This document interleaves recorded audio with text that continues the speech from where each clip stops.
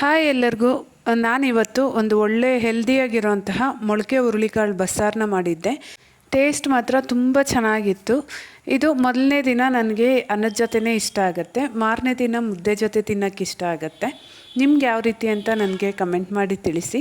ಇದನ್ನು ಮಾಡೋದಕ್ಕೆ ನಾನು ಮನೆಯಲ್ಲೇ ಹುರುಳಿಕಾಳನ್ನ ಮೊಳಕೆ ಕಟ್ಕೊಂಡಿದ್ದೆ. ನೋಡಿ ಎಷ್ಟು ಚೆನ್ನಾಗಿ ಬಂದಿದೆಯೋ. ಈಗ ಈ ಮೊಳಕೆ ಕಾಳನ್ನ ಒಂದು ಕುಕ್ಕರ್ಗೆ ಹಾಕ್ಕೊಂಡು ಅದಕ್ಕೆ ಬೇಕಾಗಿರೋಷ್ಟು ನೀರನ್ನ ಹಾಕ್ಕೋಬೇಕು. ಈ ಬಸ್ಸಾರಿಗೆ ಮತ್ತೆ ನೀರನ್ನ ಸೇರ್ಸೋಕ್ಕೆ ಹೋಗಬಾರ್ದು. ಬಸ್ಸಾರಿಗೆ ಎಷ್ಟು ಬೇಕೋ ಅಷ್ಟು ನೀರನ್ನ ಈಗಲೇ ಸೇರಿಸ್ಕೊಂಡು ಹಾಗೆ 2 ಟೊಮೆಟೊ ಹಾಗೆ ರುಚಿಗೆ ಬೇಕಾಗಿರೋಷ್ಟು ಉಪ್ಪು ಸಹ ಹಾಕಿ ಇದನ್ನು 2 ವಿಷಲ್ ಕೂಗಿಸ್ಕೊತಾ ಇದ್ದೀನಿ. ಈಗ ಸ್ಟವ್ ಮೇಲೆ ಒಂದು ಬಾಣಲಿನ ಇಟ್ಕೊಂಡು 2 ಸ್ಪೂನ್ ಎಣ್ಣೆ, 1 ಈರುಳ್ಳಿ, 1 ಗಡ್ಡೆ ಬೆಳ್ಳುಳ್ಳಿ, ಹಾಗೆ ಅರ್ಧ ಸ್ಪೂನ್ ಜೀರಿಗೆ, ಹಾಗೆ 2 ಹಸಿಮೆಣಸಿನ್ಕಾಯಿ, 1 ಕಡ್ಡಿ ಕರಿಬೇವಿನ ಎಲೆ ಹಾಕ್ಕೊಂಡು ಈರುಳ್ಳಿ ಎಲ್ಲ ಕಲರ್ ಚೇಂಜ್ ಆಗೋವರೆಗೂ ಫ್ರೈ ಮಾಡ್ಕೋಬೇಕು. ಈ ಹಸಿಮೆಣಸಿನ್ಕಾಯಿ ಸ್ವಲ್ಪ ಹಾಕೋದ್ರಿಂದ ಸಾಂಬಾರು ಟೇಸ್ಟ್ ತುಂಬ ಚೆನ್ನಾಗಿರುತ್ತೆ.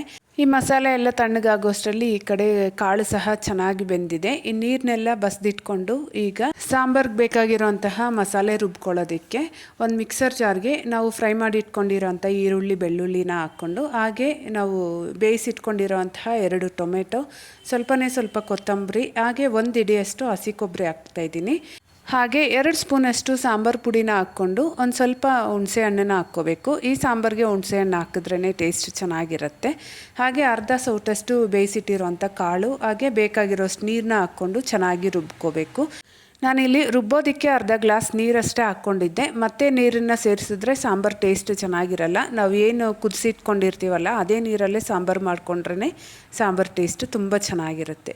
ಈಗ ಸಾಂಬಾರನ್ನ ಕುದಿಯೋದಕ್ಕಿಟ್ಟು ಪಲ್ಯ ರೆಡಿ ಮಾಡ್ಕೊಳ್ಳೋಣ. ಸ್ಟವ್ ಮೇಲೆ ಒಂದು ಬಾಣಲಿ ಇಟ್ಕೊಂಡು 2 ಸ್ಪೂನ್ ಎಣ್ಣೆ, ಹಾಗೆ ಎಣ್ಣೆ ಬಿಸಿ ಆದಮೇಲೆ ಸ್ವಲ್ಪ ಸಾಸಿವೆ, ಹಾಗೆ ಕರಿಬೇವು, ಖಾರಕ್ಕೆ ತಕ್ಕಂಗೆ ಒಣಮೆಣ್ಸಿನ್ಕಾಯಿ ಅಥವಾ ಹಸಿಮೆಣ್ಸಿನ್ಕಾಯಿ ಯಾವ್ದು ಬೇಕಾದರೂ ಹಾಕ್ಕೋಬೋದು.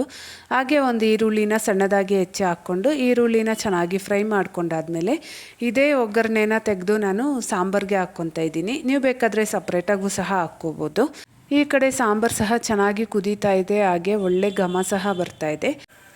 ಈ ಕಡೆ ಒಗ್ಗರಣೆಗೆ ನಾವು ಬೇಯಿಸಿಟ್ಕೊಂಡಿರೋಂಥ ಹುರುಳಿಕಾಳನ್ನ ಹಾಕ್ಕೊಂಡು ಇದಕ್ಕೇನೆ ಸ್ವಲ್ಪ ಹಸಿ ಕೊಬ್ಬರಿ ಹಾಗೆ ಕೊತ್ತಂಬರಿ ಸೇರಿಸ್ಕೊಂಡು ಮಿಕ್ಸ್ ಮಾಡಿಕೊಂಡ್ರೆ ಪಲ್ಯ ರೆಡಿ.